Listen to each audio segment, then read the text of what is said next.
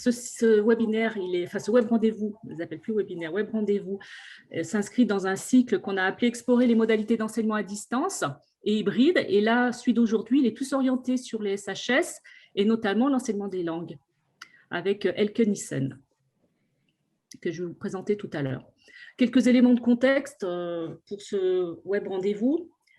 En termes d'objectifs, ce web rendez-vous a pour but déjà de clarifier le vocabulaire autour de l'enseignement à distance et l'enseignement hybride, de nous amener aussi à analyser les opportunités et les risques de cet enseignement, et puis les questions à se poser quand on veut mettre en œuvre une modalité qu'on a choisie, compte tenu de tout ce qu'on aura vu. Donc, Elke Nissen, qui nous fait le plaisir de participer à ce web rendez-vous. Elle est professeure des universités à l'université Grenoble-Alpes et elle est également membre d'un laboratoire dans le domaine de la linguistique et de la didactique.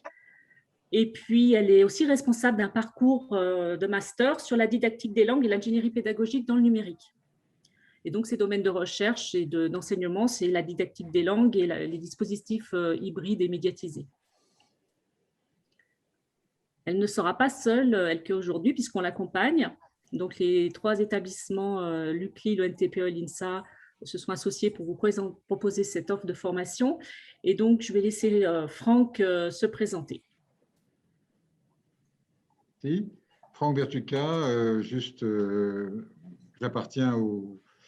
Je suis conseiller pédagogique au service KPA, qui est le service d'accompagnement à la pédagogie de l'Université catholique de Lyon. Je travaille avec Lauriane. Donc, moi, je suis Christelle Rimbaud, je suis responsable d'une mission d'appui pédagogique à l'ENTPE, qui est une école d'ingénieurs. Et moi, Fatma Saïd Touami, je suis conseillère pédagogique à l'équipe Athéna, c'est l'équipe d'accompagnement pédagogique et numérique à l'INSA Lyon. Et Lauriane Pirodon, je travaille avec Franck donc, au service KPA à l'Université catholique de Lyon en tant qu'ingénieur pédagogique et multimédia. Et j'ai oublié également de vous dire qu'on est tous membres d'un réseau qui s'appelle Pensera, qui est un réseau des conseillers pédagogiques en région Rhône-Alpes-Auvergne et qui permet de mutualiser nos pratiques et de faire des échanges de pratiques et d'assurer un développement professionnel en tant que conseiller pédagogique au service des enseignants de nos établissements. C'est à moi, je ne sais pas si c'est à moi de me présenter. Non. Non, non, excusez-nous. On ne va pas faire une présentation de tous les participants. On vous laissera le faire quand vous serez en groupe à un moment. Bon. Je vois pas. On est que. Il y a des personnes qu'on ne voit pas visiblement. Oui, on est 25 là actuellement. D'accord, c'est bien. Et certainement, il y a des personnes qui vont nous rejoindre. J'arrive un petit peu en retard. Pas de souci. Franck, du coup, on te donne la parole pour l'introduction et le lancement. Merci beaucoup. Donc, les questions qu'on essaye de traiter ici, c'est finalement comment est-ce qu'on fait quand, je le disais tout à l'heure, comme moi, on découvre un peu toutes ces matières, toutes ces façons de faire, ces nouvelles modalités. Et donc, on s'est posé 3 questions auxquelles nous demandons à nos invités de nous aider à répondre. Et ces questions, c'est finalement, quel est notre sujet? De quoi parle-t-on? Qu'est-ce que c'est que l'enseignement hybride, l'enseignement à distance? Et comment est-ce que les SHS ou l'enseignement des langues se posent là au milieu? Donc, on clarifie le vocabulaire. Deuxièmement, qu'est-ce qu'on peut faire? Quelles sont concrètement les modalités à notre disposition?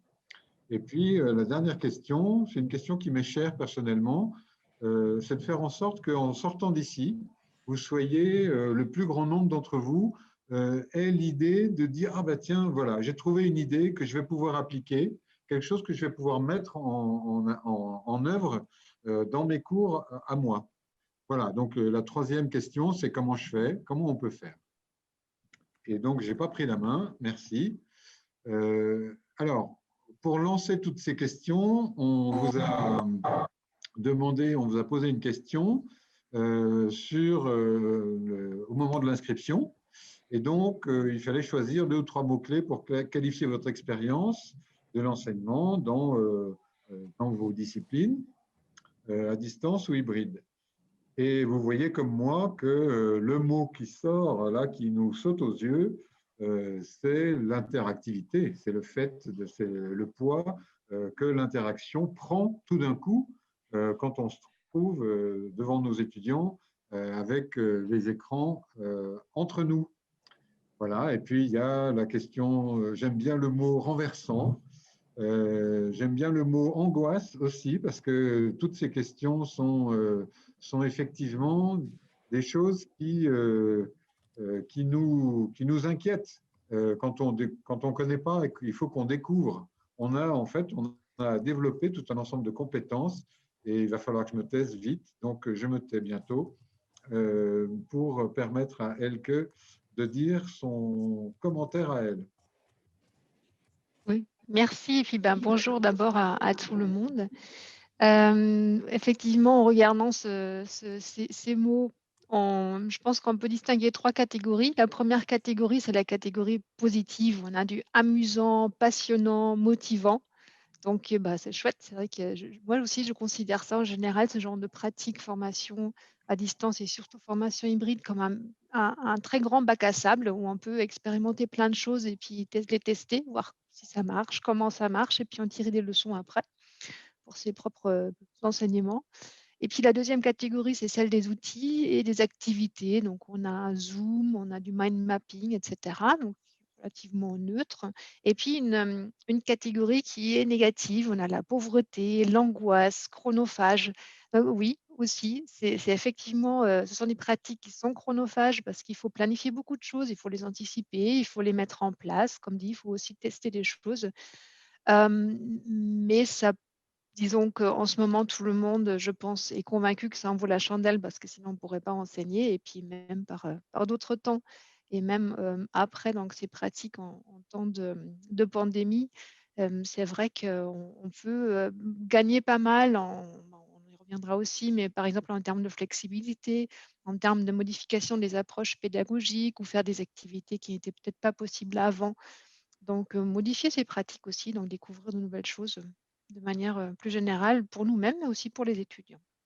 Donc, un des arguments, enfin, celui qui est le plus souvent mis en avant par ceux qui pratiquent, du moins la formation hybride en dehors de la pandémie, ça reste une amélioration de la qualité pédagogique et une amélioration de l'accompagnement. Je me tais là-dessus.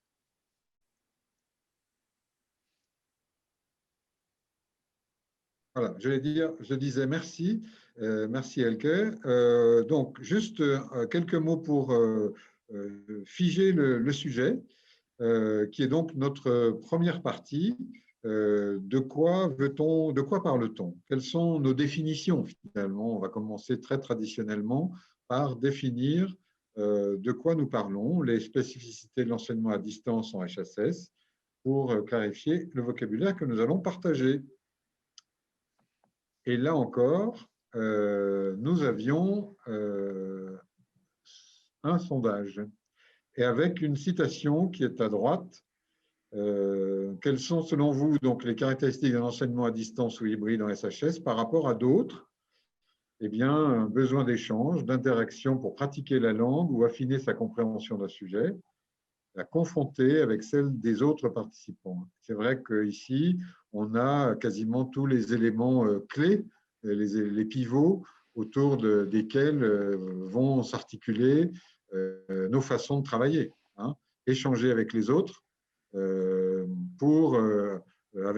par l'intermédiaire du conflit socio-cognitif notamment, développer une compréhension plus large, plus enrichie d'un phénomène. Je m'arrête ici pour le commentaire.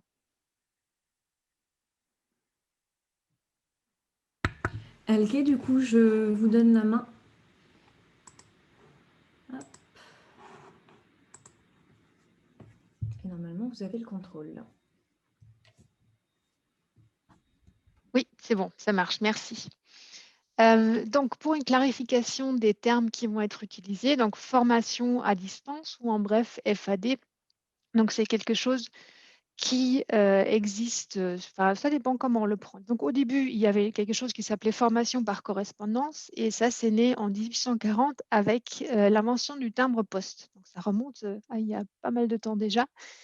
Et puis, ensuite, il y a eu différentes périodes avec des leçons qui ont été faites, qui sont pas mal bouleversées aujourd'hui. D'abord par les MOOC qui ont pas mal bouleversé, par exemple le fait qu'on mettait beaucoup en avant l'accompagnement humain nécessaire et qui du coup devenait moins présent.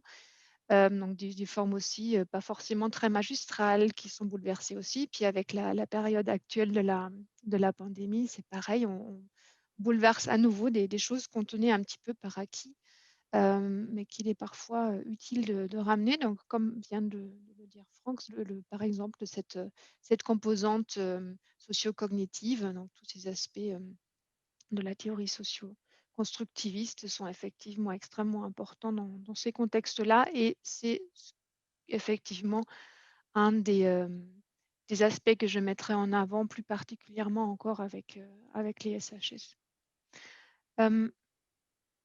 Alors, la distance et d'autant plus dans la formation. Alors, oui. Il semblerait qu'il y ait un problème de PowerPoint, de diaporama. Non, c'est que je n'avais pas appuyé, c'est tout. Parce qu'il n'y avait rien à montrer. D'accord. Pas forcément Merci. du texte pour tout.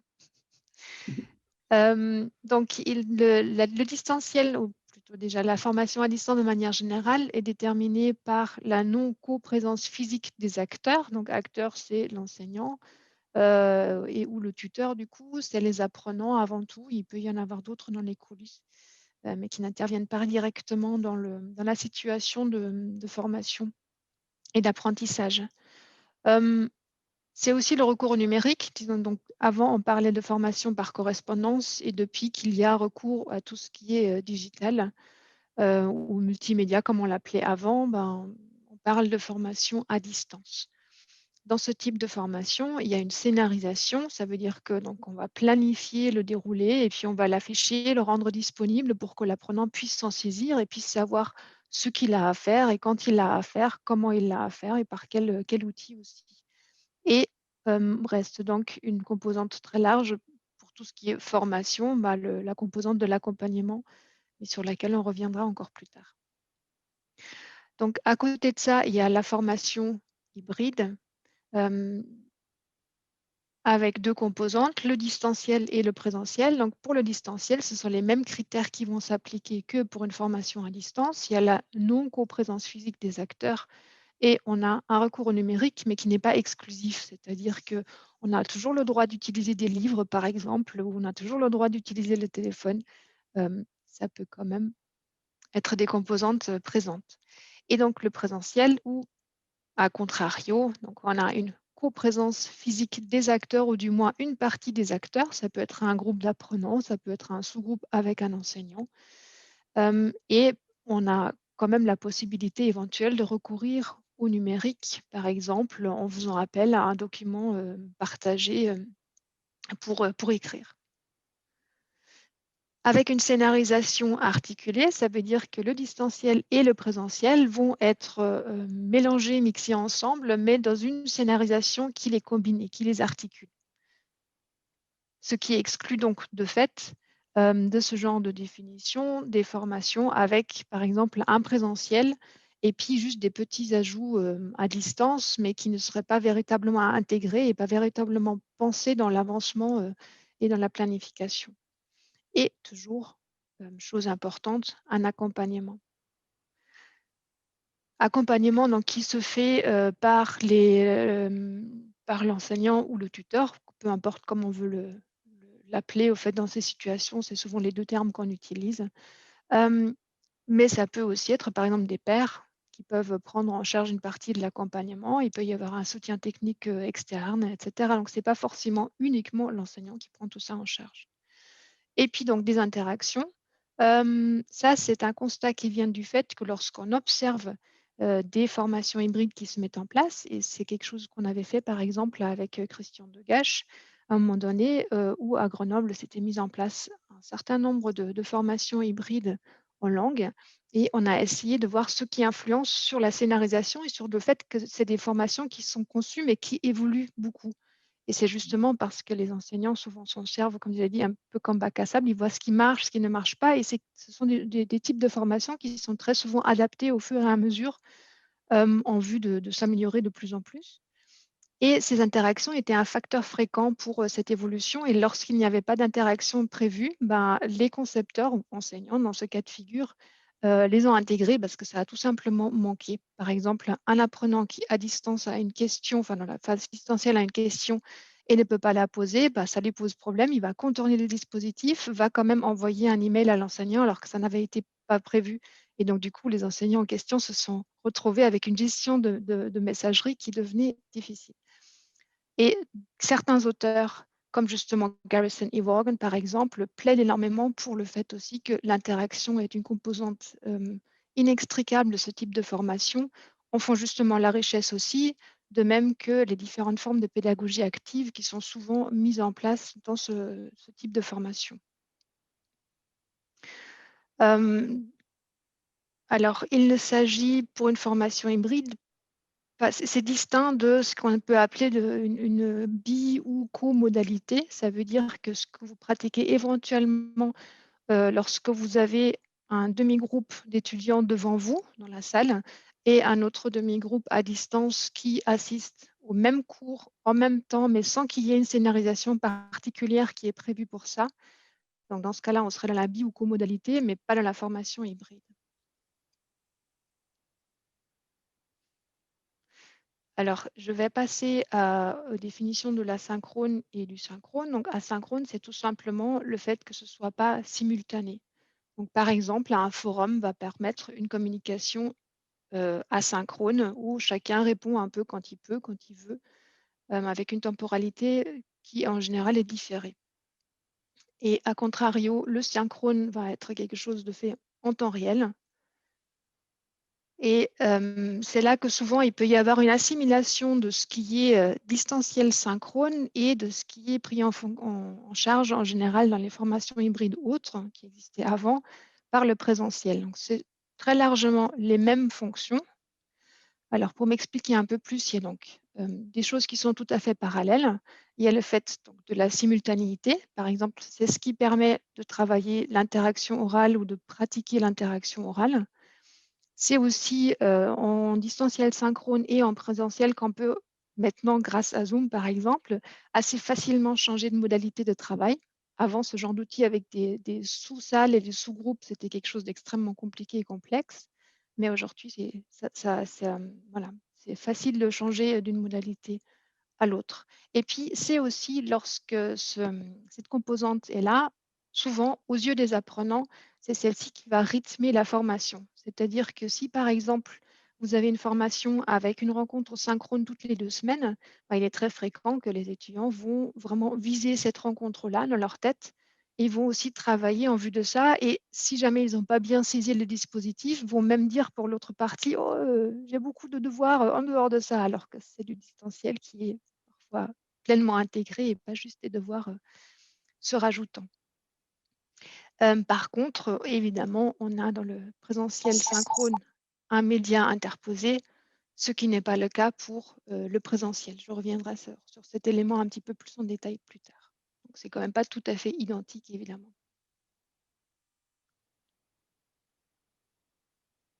Et je laisse la parole. Je vais reprendre. À Lauriane. Merci, Elke. Alors, hop, je vérifie. Est-ce que vous avez pu du coup reprendre C'est bon, du coup, je crois que je récupère. Alors, pour la suite, pour ceux qui ne connaissent pas le principe, donc le web rendez-vous est un événement participatif où on demande du coup à chacun d'entre vous de vous connecter à une application en ligne via votre smartphone ou via une nouvelle fenêtre dans votre navigateur Internet pour nous permettre de vous poser des questions et de recueillir vos réponses. Du coup, je vous laisse vous saisir ou de votre smartphone ou de lancer une nouvelle fenêtre sur votre navigateur et d'aller rechercher WooClap dans votre moteur de recherche. Une fois que vous avez trouvé le site internet de WooClap, donc wooclap.com, je vous invite à renseigner le code que vous voyez à l'écran, ou vous pouvez aussi cliquer dans le lien qui sera proposé dans le chat. Il est dans le chat déjà, le lien. Super. Ce qui va vous permettre de vous connecter à la session pour le webinaire d'aujourd'hui, pour le web rendez-vous d'aujourd'hui.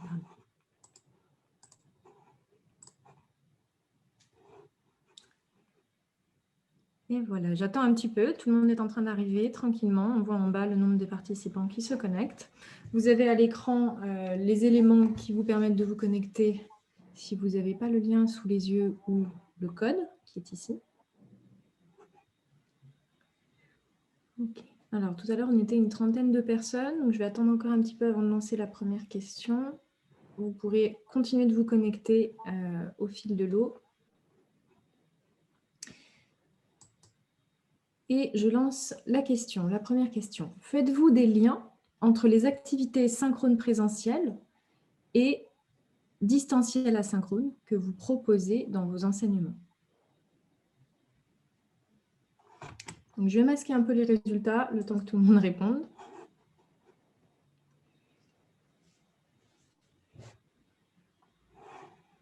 Ok, je vais afficher les résultats pour que Franck, tu puisses apporter un commentaire et Elke également. On a pour l'instant 14 réponses sur 19 personnes connectées. Je pense que ça va réagir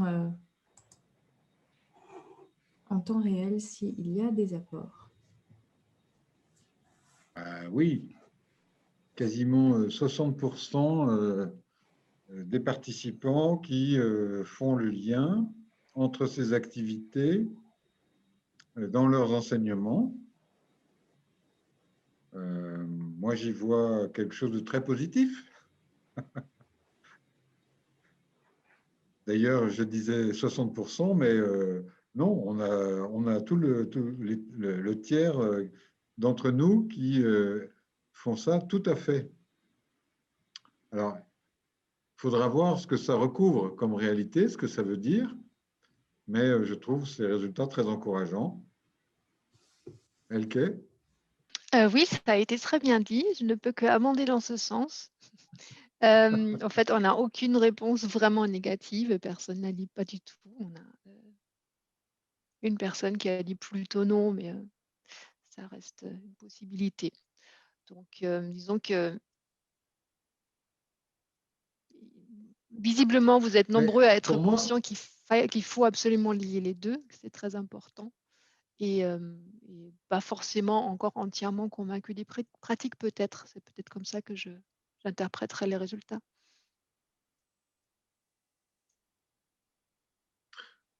Oui, et puis je crois qu'on est quand même aussi guidé par les contraintes de notre environnement. Et donc, moi, personnellement, encore une fois, ça m'a beaucoup aidé d'être obligé d'aller à la découverte et de comprendre comment tout cela pouvait fonctionner et le parti que je pouvais en tirer pour mes enseignements.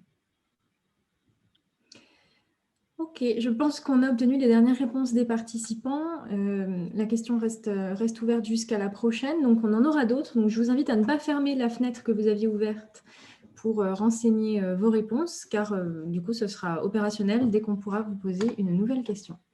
Je reviens sur le partage. Oui, Fatma? Avant d'avancer, juste je rappelle que vous pouvez toujours poser vos questions, que ce soit sur le chat ou même si vous voulez prendre la parole. Hein. Donc voilà, entre parenthèses. Et Franck, du coup, je te laisse lancer la suite. Merci. Et donc, nous avions dit 3 sujets. On a fait un tour rapide sur le premier sujet qui va nous permettre de creuser un petit peu plus en profondeur les 2 sujets suivants. Et donc, à commencer par finalement les différentes modalités, leurs avantages et leurs inconvénients. Et puis, cette question, à mon avis, fondamentale de l'articulation présence-distance, distanciel synchrone et asynchrone. Et donc, Elke, merci. Nous allons pouvoir continuer à boire vos paroles. Et donc, je vous la laisse, la parole. Merci. Merci beaucoup, mais avant que je l'apprenne, il y a encore une question. Oui, on va revenir du coup sur WooClap. Donc, vous voyez, on n'a pas été si long que ça pour vous faire revenir sur l'outil. Toujours même adresse, toujours même code. Si votre fenêtre est ouverte, c'est tout bon, ça va apparaître au clic. Vous avez donc une nouvelle question, les activités en distanciel asynchrone que je propose à mes étudiants. Et vous avez un choix, enfin une liste de choix. Vous pouvez en sélectionner plusieurs. Et je vous invite du coup à consulter et à répondre. Et je vais également masquer les résultats le temps que tout le monde rejoigne un peu la question.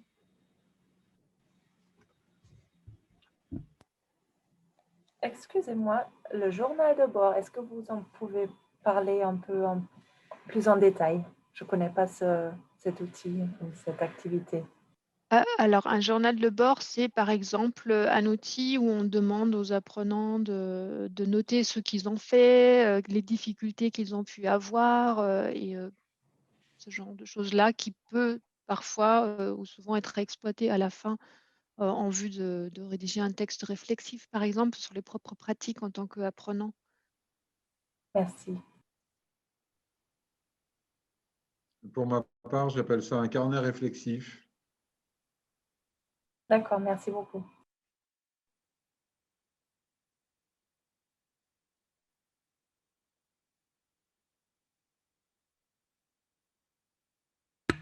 À savoir qu'il y a une catégorie autre.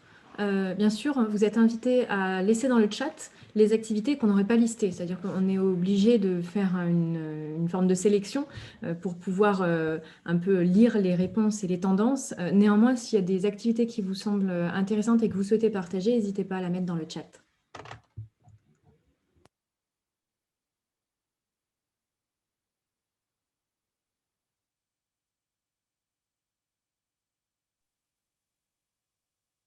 Et il est possible normalement de cocher plusieurs réponses.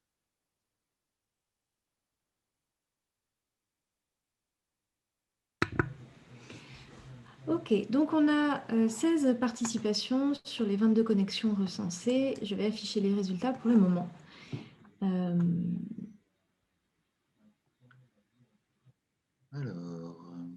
Alors, je ne peux pas les ordonner, je crois. Titre. Non, je ne pourrais pas les ordonner, mais du coup, voilà, je vous laisse reprendre la parole pour les commentaires.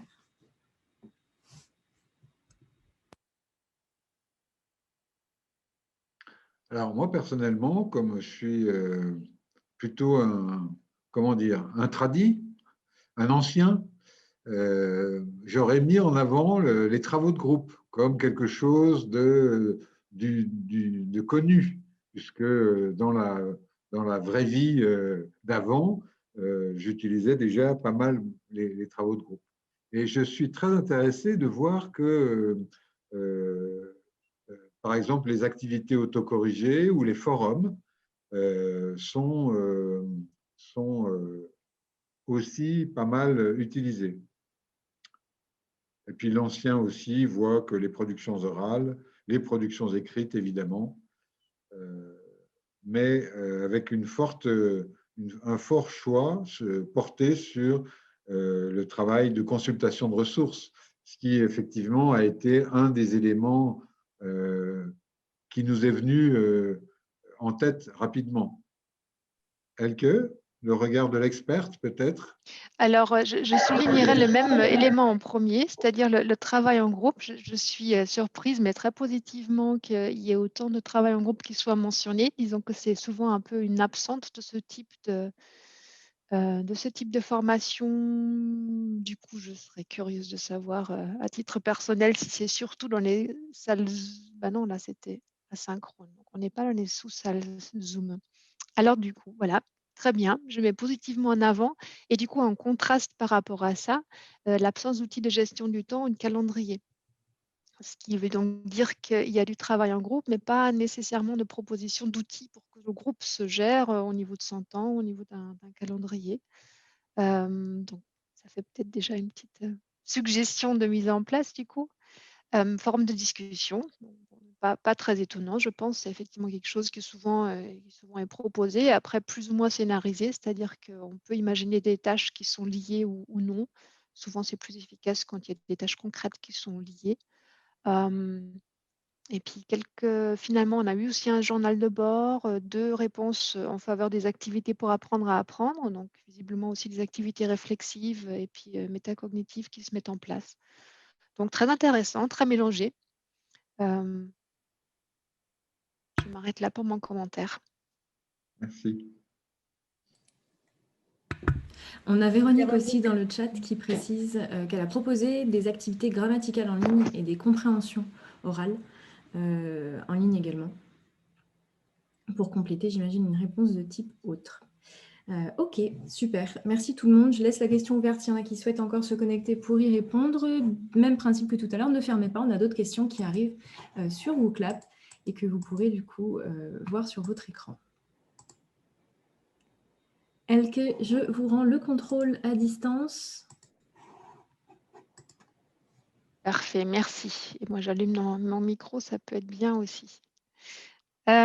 Donc là, c'est la partie sur les apports potentiels de ces modes. Donc mode, ça veut dire présentiel, distanciel et modalité. Donc ça veut dire synchrone, asynchrone.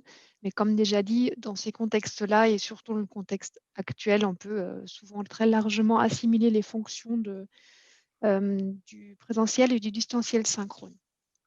Alors, du coup, je voulais d'abord remettre en lumière les similitudes entre ces deux-là, ce qui est en italique et ce qui a déjà été mis en avant.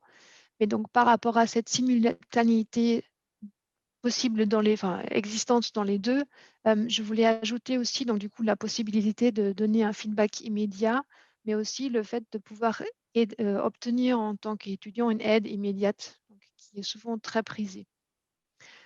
Et puis par rapport à des enseignements de langue, ce qui est du coup le plus mis en place, et ce qui est donc, mobilisé auprès des étudiants, ce sont des éléments qui ont déjà été automatisés au préalable, donc qui sont immédiatement mobilisables, et c'est souvent du coup le plus l'accent sur la fluidité qui existe, et non pas sur la correction, sur laquelle on reviendra après. Par contre, donc, en termes de différence, les aspects socio-affectifs, disons que à travers des enquêtes auprès de pas mal d'enseignants qui ont mis en place des formations hybrides et qui donc, mettent en avant les avantages des aspects du présentiel, le socio-affectif revient toujours. Donc c'est là, c'est cette mode-là où ils vont mettre en place des activités pour que les étudiants fassent connaissance, qu'on crée un peu cette base de cette présence sociale qui existe aussi dans le construit de Garrison autour de la Community of Inquiry. Donc, on va mettre en place toutes ces bases pour se connaître et pour créer une ambiance et suffisamment de confiance entre les personnes pour qu'on puisse aussi ensuite travailler et puis travailler ensemble et oser intervenir, oser se corriger les uns les autres, s'entraider, etc. C'est en présentiel aussi que du coup, on peut mettre à contribution la composante de la gestuelle, ce qu'on peut plus difficilement en visioconférence, disons qu'il y a ce format que certains appelaient le head and shoulders, donc le format où on ne voit que la tête et les épaules, et du coup, on ne sait pas le shampoing, hein. Mais il y a eu des travaux qui ont cherché à mettre en avant le sentiment, la sensation de grande proximité par rapport à l'autre, parce qu'on a l'impression d'être juste en face de lui dans ce genre de situation. Mais bon, en période de surzoomage, ça ne suffit quand même pas pour avoir au moins cette sensation absolue de grande proximité. Il y a aussi le contact oculaire en visioconférence. Là, je regarde ma caméra pour vous donner l'impression que je vous regarde. Or, vous êtes tout à fait, vous n'êtes pas dupe, vous avez les mêmes pratiques, donc vous savez très bien que je fais l'effort de regarder la caméra pour ça. Donc, ça redevient un peu un artifice vite vu. En présentiel, on n'a pas de panne technique parce qu'on n'a pas besoin de cette médiatisation. Du coup, très pratique pour ça. A contrario, en distanciel synchrone, donc si on a besoin d'enregistrer de l'interaction orale, de la production orale par exemple, ben, le média est déjà là, donc on n'a plus qu'à appuyer sur un bouton et l'enregistrement se fait. Donc ça a ce grand côté pratique si on veut réutiliser l'enregistrement, par exemple pour mener un travail réflexif, corriger, donner un retour plus détaillé par exemple par la suite. Et on peut aussi plus facilement échanger avec des personnes qui sont extérieures au cours. Ça peut être par exemple dans le cadre d'une télécollaboration, des étudiants inscrits dans un établissement à l'étranger. Ça peut encore être des experts dans des cours, par exemple. Je connais des collègues ayant travaillé sur des films et qui ont pu du coup mener des échanges avec le metteur en scène de ce film ou alors avec celui qui a fait le script entre donc, les étudiants et cet expert externe. Donc ça peut aussi faciliter ce genre d'échange-là. Le distanciel asynchrone par rapport à lui, a donc ce gros avantage de cette rupture de l'unité du temps, où du coup chacun théoriquement peut travailler à son rythme et donc aussi apprendre à son rythme. Disons que je pars du principe que le travail qu'on donne à faire aux étudiants est là pour qu'ils puissent apprendre. C'est un peu assimilé. Normalement aussi le temps pour la réflexivité, donc pouvoir se poser, réfléchir sur ce qui s'est passé, ou alors une distanciation par rapport à des contenus qu'on est en train de traiter. Donc normalement moins de pression. Je dis toujours les a priori et les normalement parce que on peut aussi présumer que ce temps existe et le présumer dans trop de cours à la fois. Donc c'est là justement un des risques qu'il faut mettre en avant. Et du coup, les étudiants sont tellement submergés de demandes d'ajouter du temps tout le temps que finalement, voilà, cet avantage n'existe plus nécessairement. Donc, disons que ça peut marcher quand il y a un nombre relativement limité de ce type de cours ou lorsque le temps est vraiment prévu et relativement cadré et qu'on sait à chaque fois que là, normalement, on prévoit tant de temps, on l'affiche et que les étudiants sachent à quoi s'en tenir aussi et que s'ils mettent beaucoup plus de temps, c'est que peut-être ils vont trop loin ou dans une direction qui n'est pas bonne. Mais donc, si c'est bien géré, normalement, il pourrait y avoir moins de pression et donc éventuellement moins ce facteur potentiel de stress qui est présent, contrairement à ce qui est simultané ou quand il faut s'exprimer tout d'un coup en langue étrangère, par exemple, devant d'autres, c'est pour beaucoup un facteur de stress. Un feedback détaillé qui est possible aussi dans cette modalité, donc justement revenir sur les productions des étudiants et plus en détail. Là encore, on peut se poser la question du gestion du temps, mais cette fois-ci côté enseignant. Voilà, combien de fois on peut proposer ce genre de retour très détaillé et est-ce que finalement on ne rogne pas totalement sur son temps personnel? Donc là aussi, il faut mettre des limites et se fixer un temps dédié à chaque type d'activité. Et du coup aussi, mesurer un peu la quantité de ce genre de retour proposé. Donc des activités qu'on peut faire qui sont difficiles ou impossibles à faire en présentiel. Je reviens sur l'exemple de la télécollaboration, par exemple, ou alors le recours à certains outils ou à des réseaux sociaux où on peut avoir du coup des types d'activités, du moins sans médiatisation, qui ne seraient pas possibles. Et c'est là aussi que l'apprenant, par exemple, peut utiliser assez facilement un dictionnaire ou alors des concordanciers ou ce genre d'outils, donc avoir relativement facilement accès, même si des études récentes ont montré que la prise en main de ces outils par les apprenants n'est pas toujours travaillée, c'est-à-dire qu'ils s'en servent parfois un peu comme ils peuvent, mais ça aussi, ça peut du coup être un élément sur lequel peut rapporter l'enseignement. Il y a Stéphane qui nous dit qu'il y a un biais aussi au présentiel parce qu'il a proposé des situations où les étudiants devaient interagir et il a vu les étudiants échanger entre eux via des médias sociaux tout en étant à 2 mètres les uns des autres. Alors oui, c'est un peu comme les premières expérimentations qui ont été faites pour la formation à distance où au fait, pareil, ils ont mis les étudiants ou des apprenants plus largement dans une salle, ils ont mis un rideau au milieu et c'était le test de la formation à distance. Bon, après, voilà. Tout dépend de l'objectif visé. Et s'il y a aussi d'autres personnes qui vont interagir par ce biais, pourquoi pas. Ou alors peut-être qu'il y avait certaines choses à mettre en place. C'est toujours mieux que les tests portant sur j'écris un email, mais qu'on doit écrire sur un bout de papier. Je pense qu'il y a une tendance de fond chez les ados et les étudiants à privilégier l'écrit à l'oral. Les SMS, les WhatsApp, tous ces médias en fait remplacent l'expression à l'oral. Et c'est pour ça que je pense qu'on commence à avoir ça également en salle. Et c'est des Bac+5 qui me font ça, quoi. C'est pas des.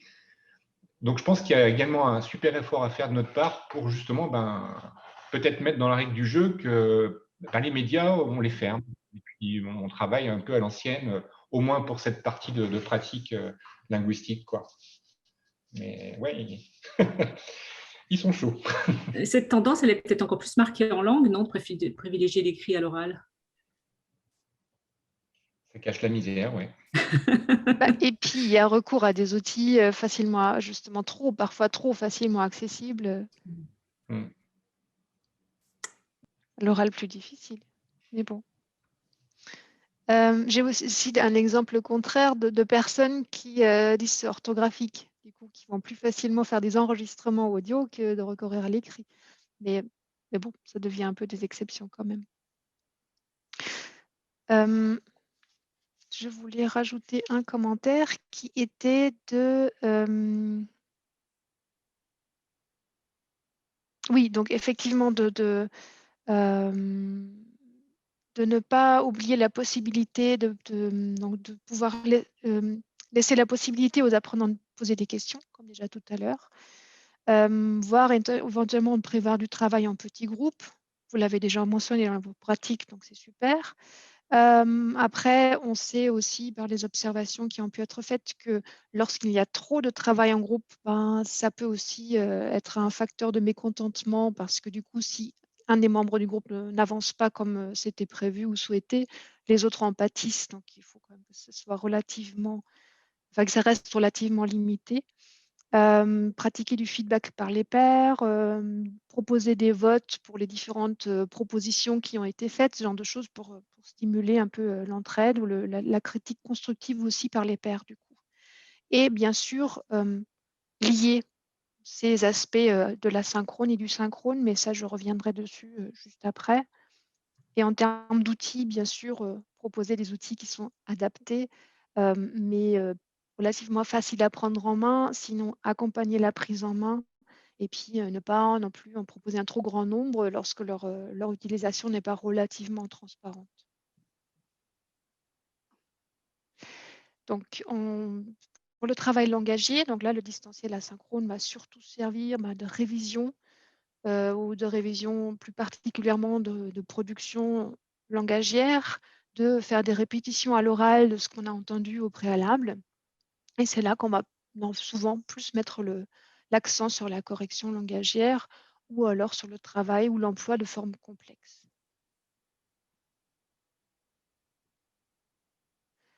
Et l'avantage justement lorsqu'on combine le synchrone et l'asynchrone et où le présentiel et le distanciel asynchrone ou parfois les trois, c'est justement de pouvoir dire ok, là je veux travailler par exemple la production orale et donc du coup je vais pouvoir me servir des deux modes pour pouvoir travailler ça. Donc un exemple, on vise une production orale. D'abord, on va demander aux étudiants de faire une recherche d'informations en distanciel, donc de manière individuelle. Ensuite, lorsqu'ils sont revenus en présentiel ou alors en synchrone à distance, faire un travail en groupe autour de la structuration des informations qui ont été repérées, puis un travail individuel ou bien de groupe, donc de rédaction, donc de préparation de cette production en asynchrone. Ensuite, un travail sur la prosodie, en distanciel asynchrone individuel. Et puis en présentiel, une première version de cette production orale présentée en petits groupes avec du retour, feedback par les pairs, où on peut travailler à partir d'une grille critériée qui aurait été communiquée au préalable ou alors élaborée par les étudiants au préalable. Et puis en asynchrone, faire enregistrer le travail final qui sera remis. Ça fait plein de phases. On va lier donc les différents modes, les différentes modalités autour d'une même compétence, la production orale ou activité langagière, si vous voulez. J'utilise toujours le terme de compétence pour ça aussi. Ou alors, dans pas mal de dispositifs, les concepteurs se disent bah, mais moi je trouve que la compréhension de l'écrit, bah, c'est plus utile de la faire à distance, donc ils vont réserver le travail de ce type de compétences-là au distanciel asynchrone, comme souvent le travail de la grammaire aussi, ou aussi du lexique, même s'il peut y avoir des arguments contre, c'est-à-dire qu'on peut aussi dire, bah non, moi pour travailler la compréhension, par exemple de l'oral, je trouve que l'entraide entre les apprenants est vraiment très utile. Lorsque l'un n'a pas compris quelque chose, bah, il peut compléter avec quelqu'un d'autre. Donc on peut aussi donc, ne pas forcément limiter au même mode en fonction des formations. Là où souvent l'interaction orale, elle est préférée évidemment dans les modalités synchrones. Donc pour certaines compétences ou pour un travail de certains aspects, on peut aussi dire que c'est plus spécifiquement ce mode ou cet autre mode qui est mis à contribution et pour donc à d'autres moments, mélanger les deux comme déjà dit avant. Et donc, c'est justement dans cette combinaison possible que naît finalement la richesse et la potentialité de ce type de formation. Et c'est vrai que les formations de ce type sont très, très variées lorsqu'on les regarde et lorsqu'on les compare les unes aux autres.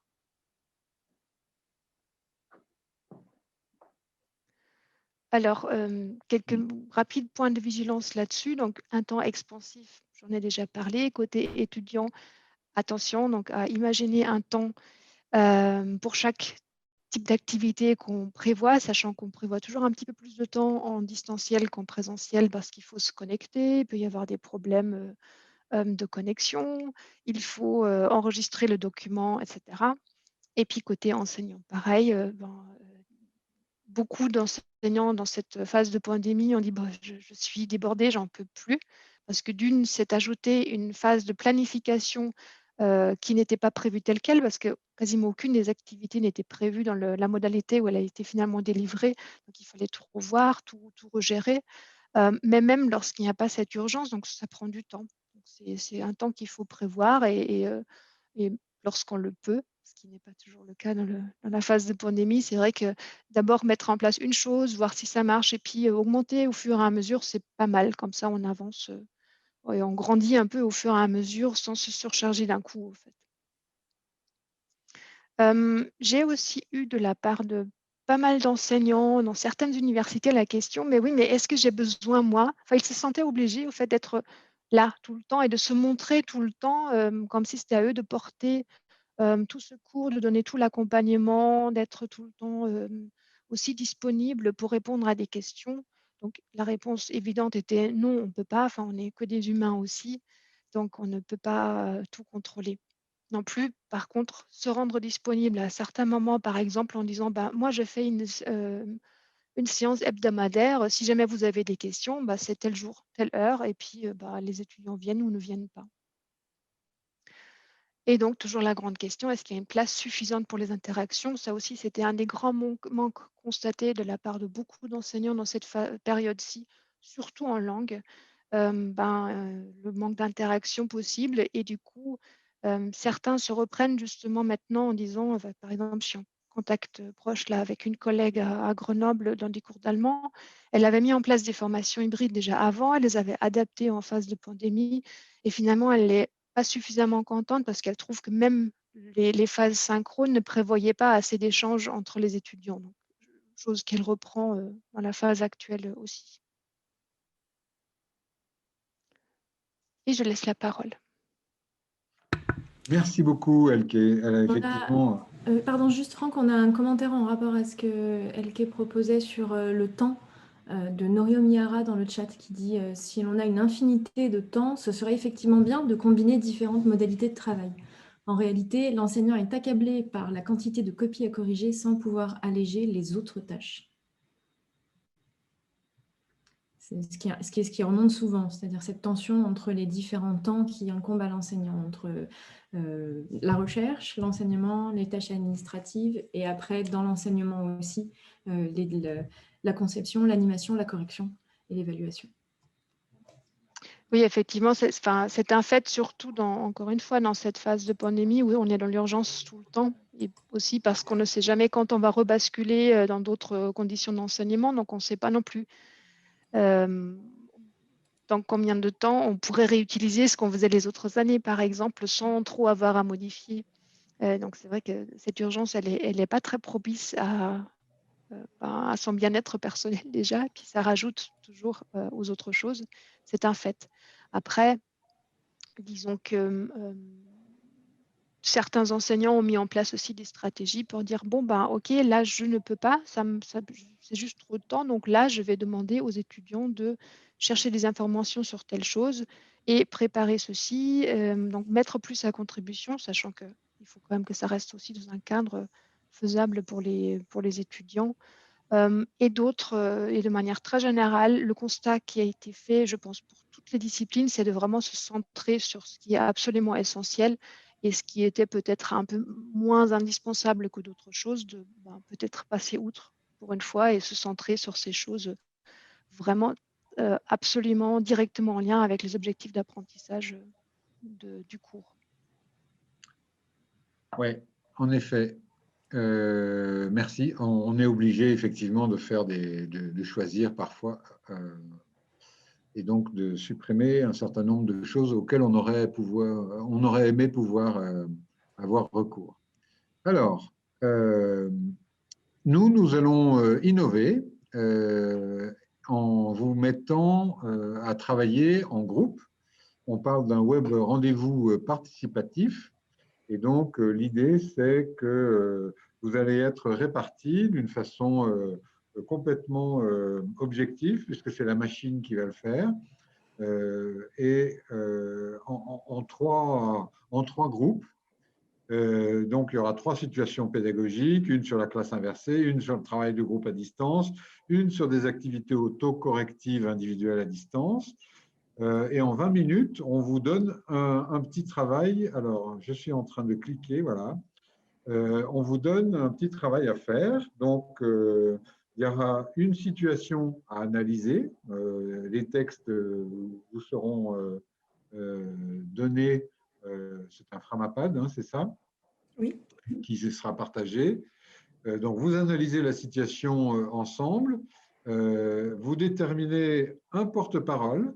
Vous voyez que je suis en train de vous parler là d'organisation du travail du groupe. Et il faudrait que dans l'idéal, il y ait quelqu'un qui soit attentif au temps qui passe et quelqu'un qui prenne la responsabilité de porter la parole du groupe à l'issue du travail.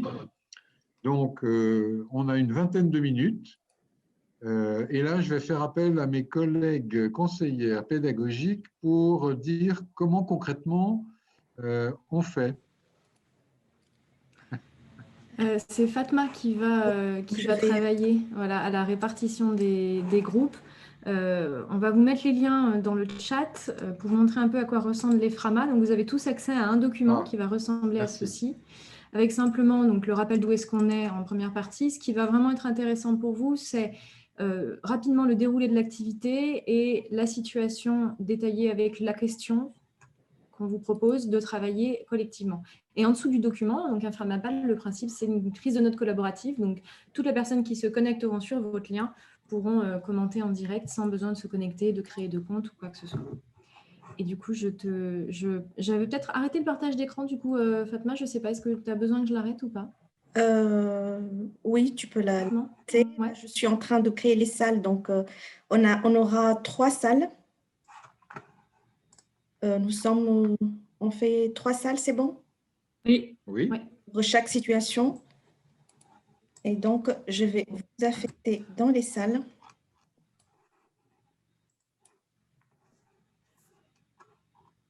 Donc, ça va venir. Vous allez avoir un petit message qui vous dit « Voulez-vous entrer dans la salle ?» Et vous allez vous retrouver. Et après, on vous laisse travailler. Et puis, on passera peut-être dans un groupe, enfin dans les groupes, pour accompagner la mise en route. Voilà. Créer.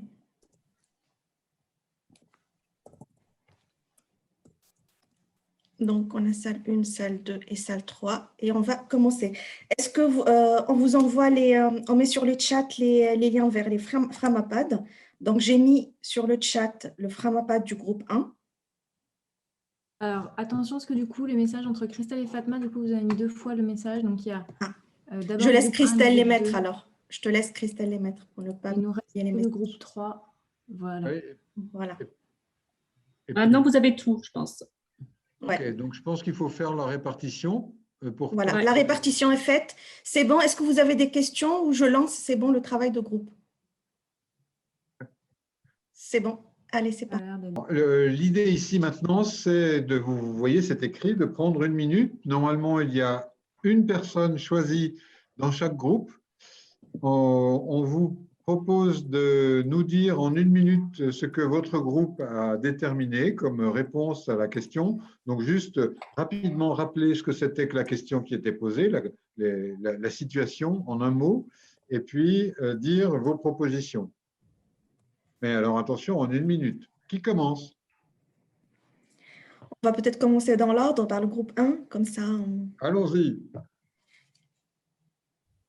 Alors, le rapporteur ou la rapportrice du groupe 1. Pas fixé, non. Et donc, on rappelle la situation pédagogique du groupe 1, c'était la classe inversée. Donc, l'enseignant met à disposition des étudiants en vidéo à visionner à distance et il répond en synchrone aux questions des étudiants. Comment peut-on enrichir cette situation pédagogique en articulant synchrone et asynchrone? Allez, le groupe 1, vous avez 1 minute.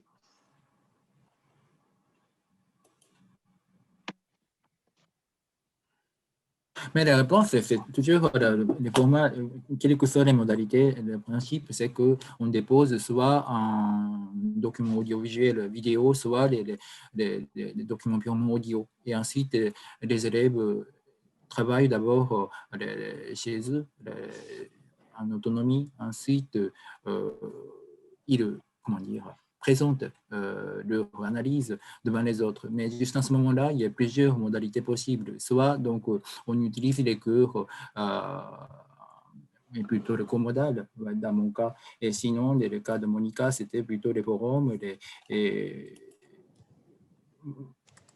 Voilà, 2 étapes. En fait, le travail en autonomie, ensuite la restitution, les mises en commun devant les autres élèves.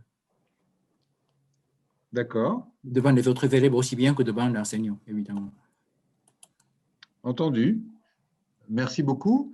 Une question me vient. Est-ce que vous prévoyez, avec les ressources que vous donnez à écouter, à travailler, est-ce que vous accompagnez ces ressources, soit de guides de lecture, soit de questions? Comment vous faites pour obtenir, un, que le travail soit fait, et deux, que ça serve à quelque chose, qu'il y a un apprentissage? Oui, mais donc en fait, soit les consignes très bien, clairement définies, sinon, dans notre cas, c'est plutôt à le cadre général. Donc en fait, les documents sont proposés par rapport à une thématique commune de projet. Par exemple, dans mon cas, c'est la question de la santé, le corps autour de ces thématiques-là. Les élèves ont déjà suivi les quelques séances de cours. Du coup, ils connaissent un peu la question même. À partir de ces problématiques, ils peuvent dégager les points qui puissent enrichir encore la discussion, par exemple. Mais en réalité, ça, on faisait même avant, en fait. Ce n'est pas parce qu'on utilise cette modalité spécifique, le comodal, qu'on a introduit cette méthode de travail. Mais voilà, fait dans mon cas, mais par contre, les autres utilisent plutôt les forums. Donc, en fait, à ce moment-là, la modalité de communication change complètement. D'accord. Elke, un retour?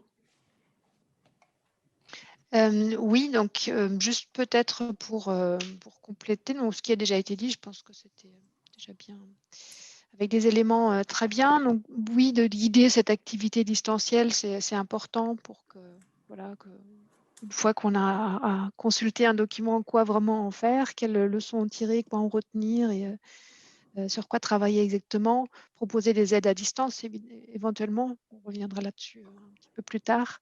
Et bien sûr, donc du coup, ne pas réserver le distanciel à la simple consultation de ressources, mais vraiment faire un travail autour de ça. Et puis, en termes de classe inversée, c'est vrai que le rapport est souvent assez binaire, c'est-à-dire qu'il y a l'input qui est pensé en amont d'une séance synchrone, et ça va souvent pas au-delà de ce rapport binaire. Donc, ça peut être intéressant aussi de, du coup, tricoter en quelque sorte de manière plus longitudinale et faire intervenir d'abord même si on repart sur le même schéma, d'abord le côté asynchrone en préparation du côté synchrone, mais voilà, comme dans l'approche de projet qui a été mentionnée tout à l'heure, par exemple, tirer un profit, encore une fois, plus longitudinal et allons au-delà de ces 2 séances, en 2 séances. Oui, deux périodes. Oui, d'accord. Merci beaucoup. Je regarde le temps parce que j'en suis aussi responsable et donc je vais demander au groupe 2 de nous présenter ses résultats. Fatma, tu peux nous rappeler la situation? Alors, pour le groupe… Je l'ai mise dans le chat également pour les participants. D'accord. Merci. Donc, pour le groupe 2, la situation, l'enseignant propose, donc c'est le travail en groupe à distance. où l'enseignant propose aux étudiants de travailler en groupe pour préparer un exposé sur un sujet de cours et de réaliser l'exposé en synchrone sans plus de consignes. Donc, comment, pareil, enrichir cette situation pédagogique en facilitant le travail de groupe et en articulant synchrone et asynchrone. Alors, le groupe 2. Donc, nous, on a vu deux choses. Alors, il y a un travail d'abord le rôle du professeur qui donne les instructions de travail de départ, la durée, le thème, et après qui laisse les étudiants travailler tout seuls, enfin en groupe, pardon, tout en les incitant à, au lieu de se répartir les tâches, à se poser des questions sur la problématique et à voir comment ensemble ils pourraient travailler ensemble. La deuxième chose, c'est qu'on les met aussi en groupe, mais là, le prof, il a un rôle de facilitateur, donc sur plusieurs séances, j'ai perdu mon mot, il les guide. Donc, par exemple, aux premières séances, ils choisissent le thème, la problématique et comment chercher les informations. Deuxième séance, ils les aident à articuler les choses. Et puis, donc, ils se donnent un nombre de séances pour aboutir à l'exposé. Et pour le mode d'évaluation, on a vu deux choses aussi. C'est ou le professeur qui évalue ou les autres camarades qui évaluent par ou une grille d'évaluation faite par le professeur ou par une grille d'évaluation faite par la classe ensemble. Voilà. OK. Merci beaucoup. Je laisse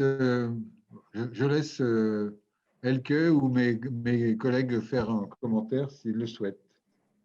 Non, je pense qu'il y avait beaucoup d'éléments qui étaient vraiment intéressants dans la proposition qui a été faite.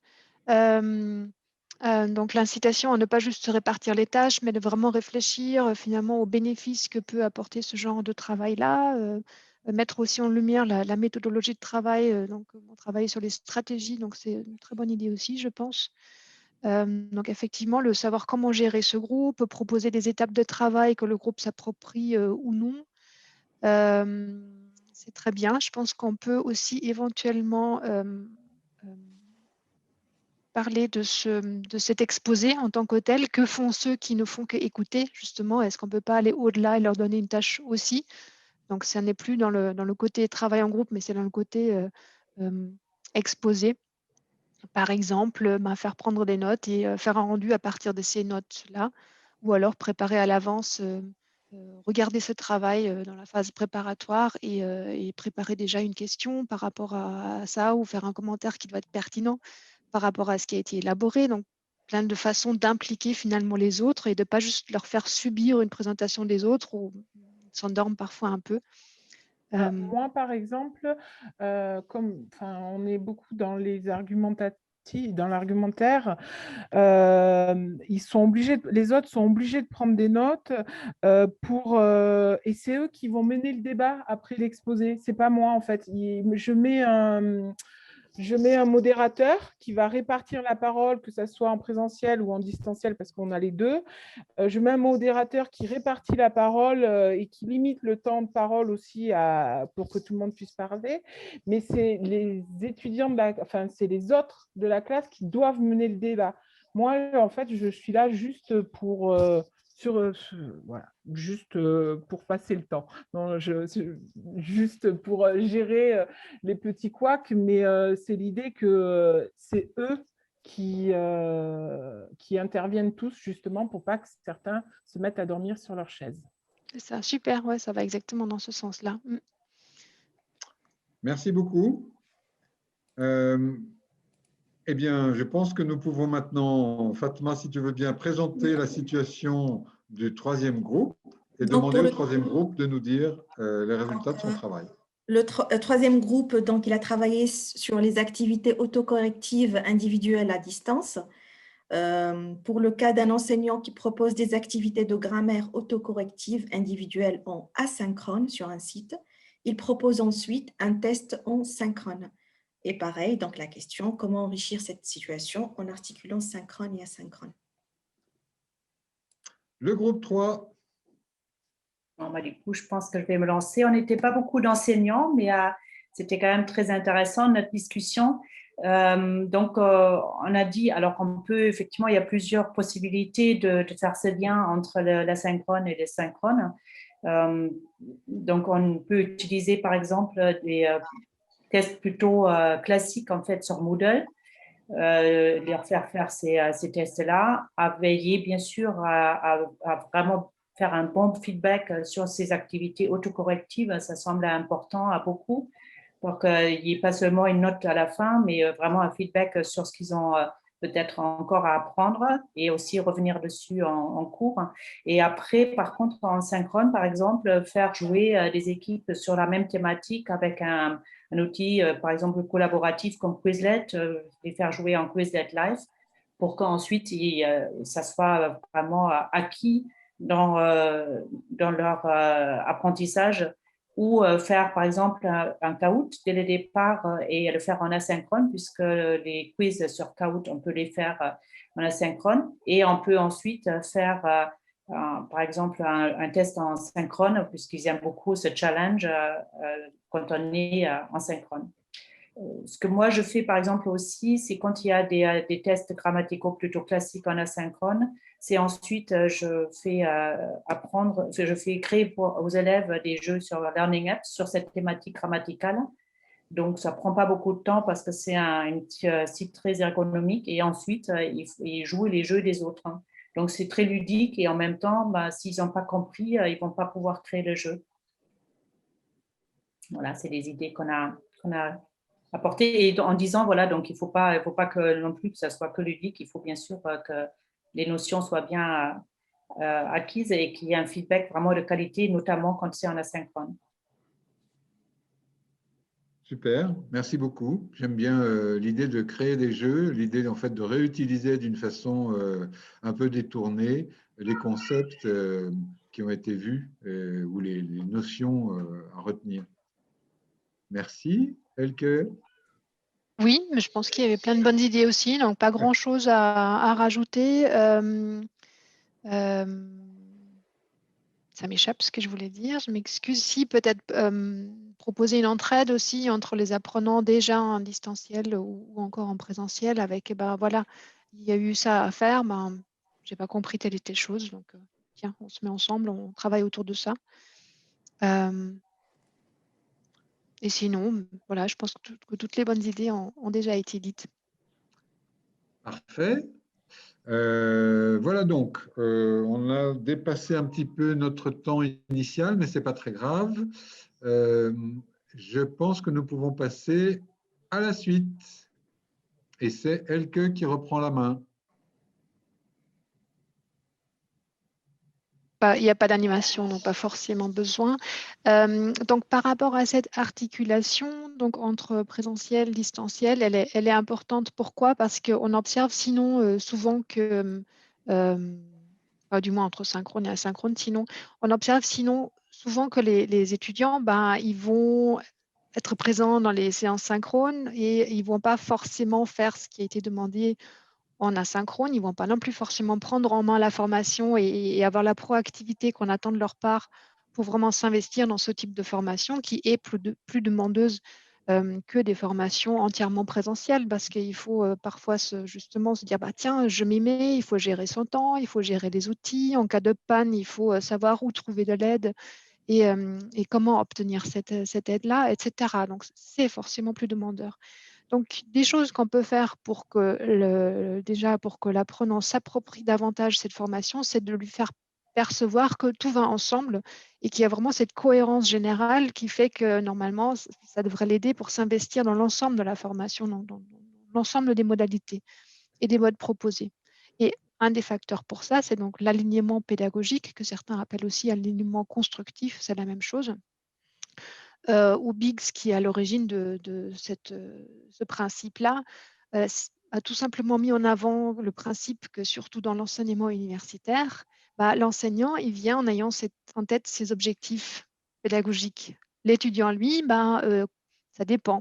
Tout le monde ne vient pas d'abord avec des objectifs, mais beaucoup viennent d'abord avec je veux un diplôme, donc je veux une note, je veux être évalué.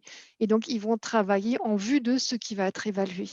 Et pour que les activités vraiment mises en place, donc le travail des étudiants, portent vraiment sur des choses qui vont les aider à atteindre les objectifs pédagogiques qui étaient initialement visés, ça veut dire qu'il faut mettre donc en adéquation les objectifs pédagogiques, les activités d'évaluation qui sont proposées et aussi les activités pédagogiques qui sont proposées. Donc ça, c'est déjà un principe qui vaut pour toute formation, indépendamment donc, de la modalité dans laquelle elle est proposée.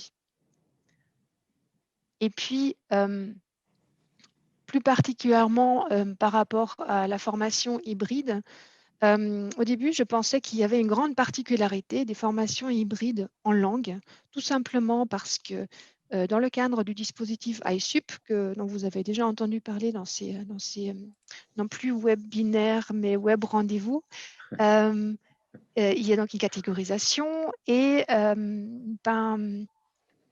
disons que beaucoup de types de formations ne correspondaient pas aux langues. Les langues se retrouvaient systématiquement, pour les dispositifs en tout cas que j'ai pu analyser, dans le type où les avantages de l'hybridation étaient le plus mis à contribution. C'est quand même bizarre, il y a quelque chose de particulier. Et finalement, non, en fait. Enfin, en re-examinant la chose et puis en ayant dégagé un certain nombre de principes qui me paraissaient indispensables pour l'articulation au sein de ces formations-là, j'ai retenté des choses, enfin des observations auprès d'autres cours en SHS, mais qui n'étaient pas langue. Et en ayant pris la définition que j'ai présentée au départ pour la formation hybride, il s'avérait que en fait, tout s'applique aussi à partir du moment où la formation s'inscrivait dans cette définition-là. Et donc, le principe qui était important, c'était de dire l'apprenant doit, lui, percevoir l'articulation pour qu'il perçoive la formation comme étant cohérente et pour qu'il s'implique dans les différentes modalités et différents modes qui sont proposés. Et les piliers, donc c'est là, au fait, qu'on pouvait observer des corrélations entre l'appréciation générale de la formation et aussi entre le fait que la formation soit perçue comme étant bien articulée et les différents piliers que j'aborde rapidement ici. D'abord, c'était le scénario de communication, c'est-à-dire est-ce que, oui ou non, et en distanciel et en présentiel, des interactions étaient prévues. Donc, scénario de communication, c'est le fléchage de savoir avec qui interagir, dans quelle finalité, avec quel rôle, dans quelle temporalité, etc. Mais aussi la qualité de ces interactions. Donc, pour reprendre l'exemple du travail en groupe, lorsque le travail en groupe est obligatoire mais qu'il ne se passe pas très bien, évidemment, ça n'a pas un effet positif, mais plutôt négatif. Donc, ça aussi, il faut le prendre en compte. Mais aussi l'unité de l'ensemble. Donc, ça, c'est très important pour cette perception de l'ensemble. Donc, cette unité, ça peut être une pédagogie de projet qui va faire que les modalités vont venir et pouvoir être tricotées facilement ensemble en vue de la réalisation de ce projet.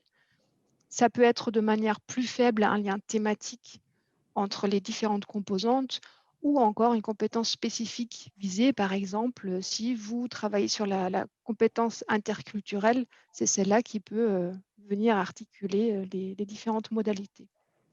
L'évaluation, très importante aussi. Dans quel mode on évalue? Ça, c'est une question, mais finalement, elle est beaucoup moins importante que l'autre, c'est qu'est-ce qu'on évalue? C'est-à-dire que ce qu'on évalue, est-ce que ça a été traité dans les au moins 2 modalités qu'on a mises à contribution? C'est vraiment ça qui est important. Si d'office, l'étudiant sait que ce qui va être évalué, ce n'est que ce qui a été traité en présentiel, par exemple, il va moins travailler sur ce qui est traité dans notre modalité.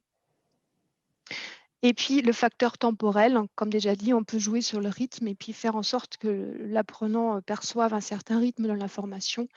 Mais on peut aussi tout simplement se baser sur le fait que là, on a vraiment besoin d'un élément synchrone, donc aussi s'autoriser à différencier ce rythme en fonction des besoins, mais toujours donc au bénéfice des objectifs visés.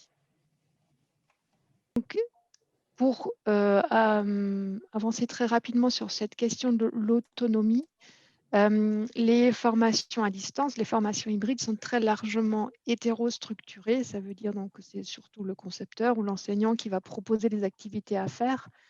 Mais comme déjà dit tout à l'heure, il y a quand même une certaine prise en main de la part de l'étudiant qui est nécessaire. Après, l'INAR, il y a bien longtemps, a déjà posé la question de savoir si finalement, dans une formation, l'autonomie, c'est un prérequis ou bien une visée. Donc, si c'est une visée, il faut la soutenir. Et du coup, se poser la question vraiment de ce qui est attendu et de comment le soutenir. Donc, l'autonomie, elle peut se décrire comme étant une compétence. Et puis surtout, elle est difficile à cerner lorsqu'on ne prend pas en considération cette compétence comme étant plurielle. Et c'est en la déclinant en différentes facettes, finalement, comme l'a fait Albert Roux, qu'on arrive à plus facilement la saisir et aussi se dire, ah ben tiens, ça, j'ai besoin de le soutenir parce que mes étudiants n'ont pas forcément besoin, les prérequis nécessaires pour prendre en main tel aspect et telle autre chose. Je le laisse peut-être plus de côté, ce qui m'amène à la diapo suivante. Si quelqu'un peut passer, merci.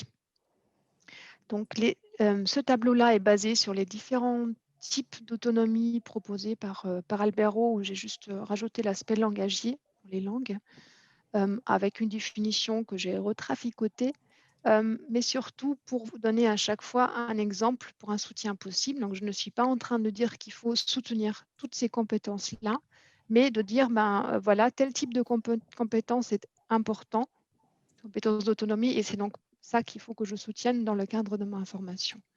Alors, pour l'aspect organisationnel, par exemple, comme ça a été abordé tout à l'heure, mettre à disposition un planning et un fléchage clair. Ça veut dire que les étudiants doivent savoir ce qui est à faire, quand c'est à faire et en combien de temps, par exemple, et où ça se trouve. Méthodologique, donc faire identifier les critères pour une tâche réussie, un travail sur le genre, de qu'est-ce qui fait que cette tâche est bien réalisée est important. Côté social, par exemple, le travail en groupe ou les activités de brise-glace ou ce genre de choses-là. Côté psycho-affectif et ou motivationnel, être rassurant, laisser certains choix. Donc, ça intervenait justement dans vos propositions de tout à l'heure. Côté cognitif et langagier, je les ai regroupés finalement dans la proposition. Par exemple, fournir l'évaluation formative. Ça aussi, vous l'avez proposé sous forme de feedback formatif tout à l'heure. Côté métacognitif, par exemple, dans des échanges pour que les étudiants deviennent conscients de leur propre démarche de travail et d'apprentissage et qu'ils mettent en place, qu'ils testent d'autres démarches possibles pour s'améliorer. Le côté informationnel, une aide pour identifier des informations pertinentes. On part souvent du principe que nos étudiants savent chercher de l'information. Et non, pas toujours. Quand on regarde de près, je crois qu'il existe, je suis même sûre qu'il existe pas mal de contre-exemples. Et puis donc le côté technique qui aujourd'hui est très très souvent soutenu dans les différentes formations ayant recours au numérique en tout cas. Par exemple, un tutoriel sur l'utilisation d'un outil lorsque son utilisation n'est pas totalement transparente. Et je vais déjà passer la main sur cet aspect.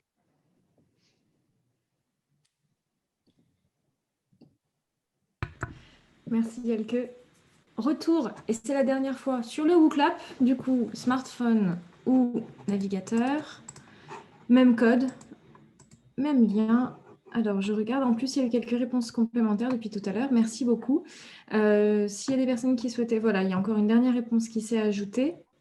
Donc, je vous laisse cliquer sur le bouton « Envoyer » pour ceux qui étaient en train de rédiger pour pouvoir lancer la question suivante. Et c'est parti, dernière question. Et si on exploitait ce qu'on vient de voir, qu'avez-vous envie d'expérimenter à la lumière des échanges que nous venons d'avoir ?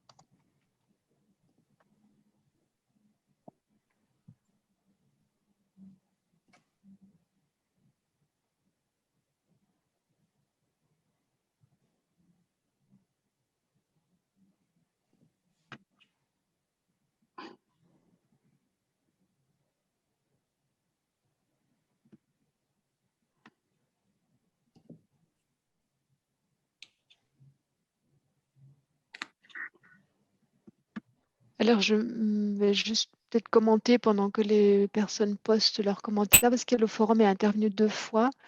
De proposer d'être extrêmement précis dans les consignes au niveau de la longueur de participation souhaitée. Est-ce qu'il faut réagir oui ou non aux propositions des autres? Et si oui, l'expliciter. S'il faut prendre en compte les posts enfin les messages qui ont déjà été postés au préalable, il faut aussi le dire très clairement, etc., pour que ça fonctionne bien. Et aussi donner une limite maximale de longueur pour que ça reste aussi lisible et gérable en termes de temps que de regarder ça.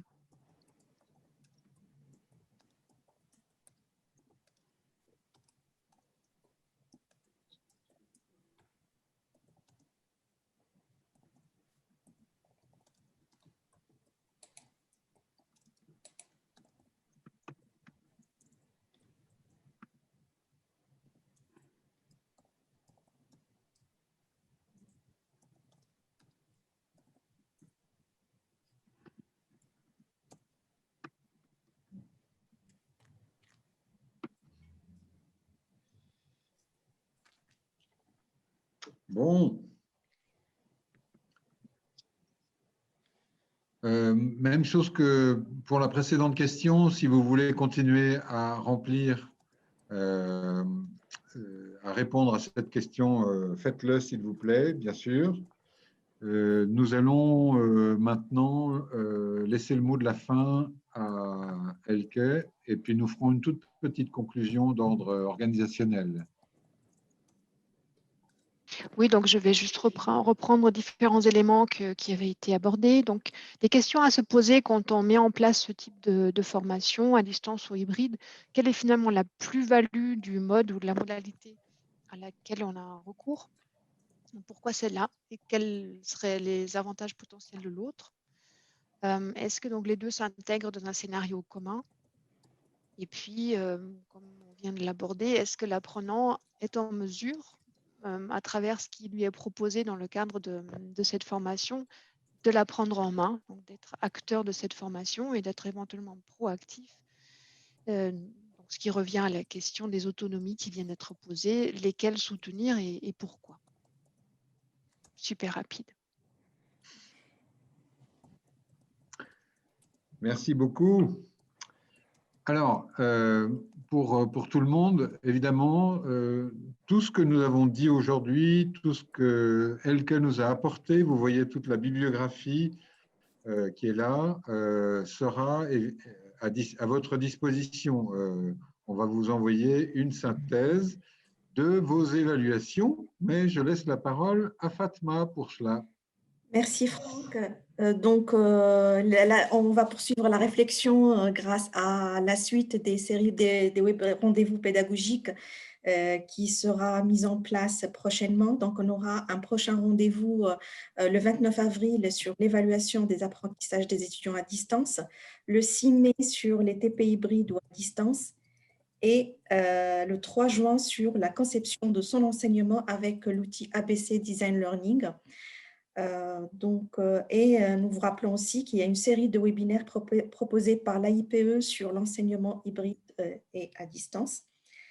Vous pouvez toujours aussi consulter les conseillers ingénieurs pédagogiques de vos structures dans les différents établissements dans lesquels vous exercez. Voilà, nous vous invitons à la fin de remplir ce questionnaire de satisfaction qui nous permettra d'améliorer notre offre de formation de webinaire et de web rendez-vous pédagogique. Donc, le lien, il est dans le chat. Donc, avant de quitter, si vous pouvez renseigner ce questionnaire.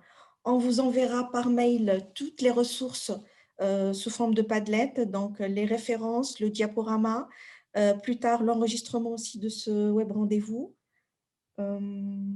Est-ce qu'il y a d'autres ressources qu'on va envoyer? Les Framapad aussi, donc les notes collaboratives que vous avez utilisées lors de ce web rendez-vous.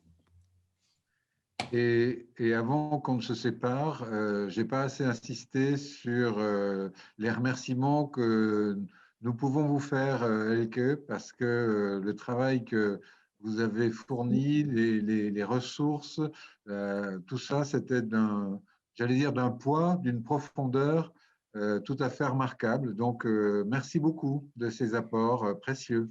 Le temps qu'elle nous a consacré aussi, hein. Ouais. Tout le temps Merci qu'elle nous a beaucoup consacré à à la vous. préparation.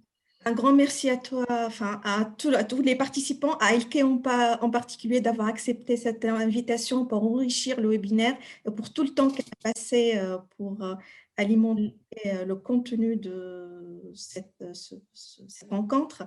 De ma part, je remercie aussi Monica qui qui était à l'origine de cette offre d'invitation à Elke. Merci beaucoup, Monica.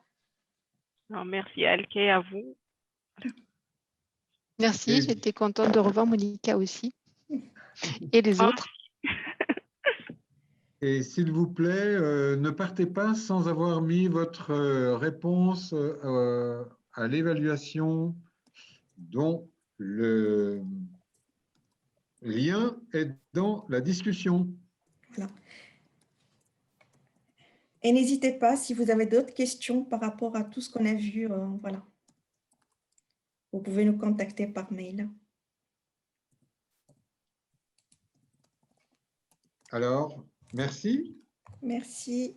Merci beaucoup. Et Merci on a à même toutes et à respecté tous. le temps. Waouh. Merci Elke. Ah oui, puis là.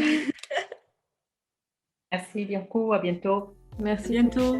Merci à tous et à toutes.